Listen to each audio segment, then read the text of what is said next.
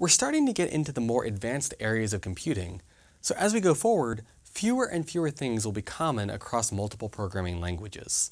Lists are a good example of this. Nearly every programming language has some concept of a list, but the terminology and the specific details differ significantly. One major way different languages differ in their implementations of lists is mutability. Mutability in regards to a list can involve two different things. One, it can involve whether the values of the list can be changed, and two, it can involve whether the size of the list can be changed.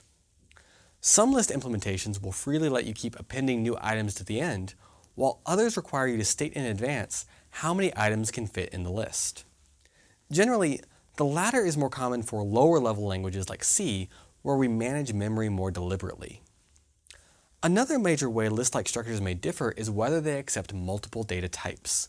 This is called homogeneity in lists. In some list implementations, every item in a list must be the same type. You can have a list of integers or a list of strings or a list of dates, but you can't have a single list that has integers and strings and dates and other types. Other languages don't have this restriction. There are benefits to different sides of these properties as well, so many languages will provide multiple ways to use list-like structures. So, if they can be so different, what defines a list? Well, a list is a data structure that contains multiple values accessed via an ordered numerical index.